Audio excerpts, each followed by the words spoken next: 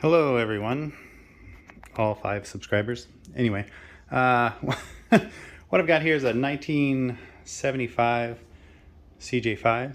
It's got a straight 6, 4x4 stick shift. Actually, it's a pretty sweet little ride. The problem that the customer had a complaint on the about the fuel gauge not working. So I said, okay, I'll take a look. Let's see what we can figure out. So what I did, I've already gone through all the steps, which, I don't know, it's kind of like one of those videos where everything's all apart, but I'll give you a little more information than that. So basically the first thing I need to do is verify if the sending unit is good or bad. So you just come back here to the gas tank and you can look in there and you can see 2 connectors. You can see one is the ground, which was that little, you can see the alligator clip is hooked to it. That's how I was doing some testing. So the other one is the sending unit. So basically the fuel gauge works off of resistance.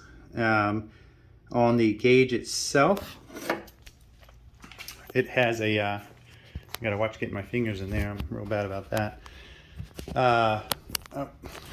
So on the fuel gauge, on the back of the fuel gauge, it has, I need an extra hand here. It has, yep. So you can't really see anything, which is awesome. So, see how that big cluster of wires?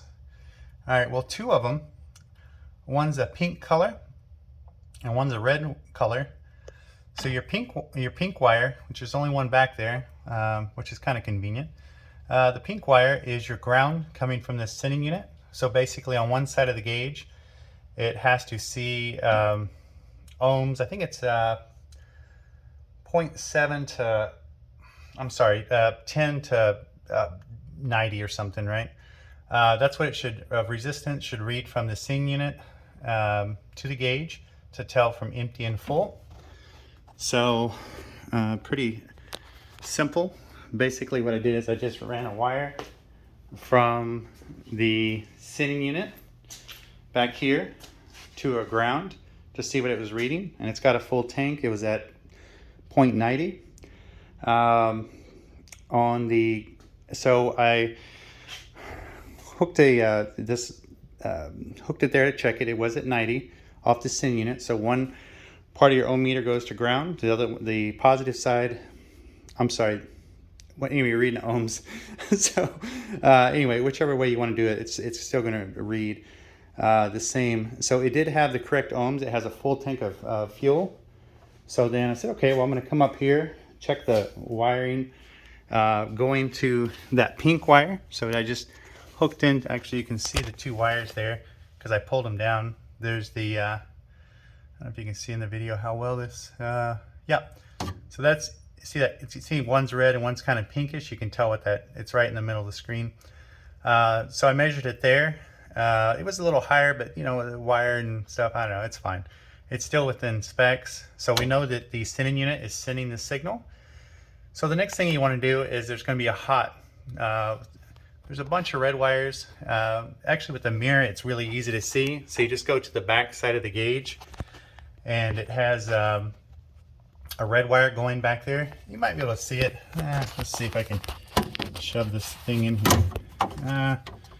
Looks just like a big cluster. Yeah, so you can see those little prongs back there. You can see that red there. So when you turn the key on, the red is supposed to be 12 volts. It is 12 volts. So you got 12 volts on one side. So when you turn the key on, the gauge works. And then the other side, you've got the resistance. So what that tells you is that the gauge is bad. So I'm not sure what all entails on that. To pull that cluster and get a gauge, I'll see what the customer wants to do. I was hoping it was a sending unit. You know, those are cheap, easy to, fairly easy. You got to drop the tank, but whatever. I was hoping it was that. But, you know, also sometimes a common issue with these Jeeps or any older vehicle with these glass type fuses. I was also hoping it was this because those are easy things, and I like easy too. If you look at those, they sit out in the weather a lot, so they get corroded. So I cleaned all those as well, and unfortunately it did not fix the issue. So anyway, I think it's real common that these fuel gauges don't work, but that kind of gives you the summit of it, the summary of it. Check your fuel sending unit and make sure it's got the right ohms, got the right resistance. Then you can always also, if you just ground out on the sending unit, it's got 2 prongs. One's the sending unit, one's the ground. I can show you that. You can just get your little alligator clip. It's actually pretty easy. See that right there? The one on the right, not the one where the wires clip to, but the one to the right, it looks like it's got that post and the nut on there. Yeah, there you go. Lighting's kind of a funny thing to get right. Anyway, if you just put a clip on that post with that nut on there, and you ground it to the strap, if suddenly it goes from empty all the way to full, then your sending unit's bad. It's an easy way to test it. Basically, you're just adding enough resistance that the gauge is going to peg out. So, pretty simple way to test your sending unit. Again, I wish it was the sending unit because that would be a lot easier. Hopefully this video helps. I'm going to post a lot of different content on my channel just because I do get to do a variety of things. Pretty array of subjects. So yeah, I'm just going to keep mixing it up. So I'll work on anything from 1900 to a newer Tesla, to hybrids, to, I don't know, whatever. I'm really into it and I'm about it. So yeah, I hope you enjoyed the video. I know it's kind of long-winded. All right, thanks.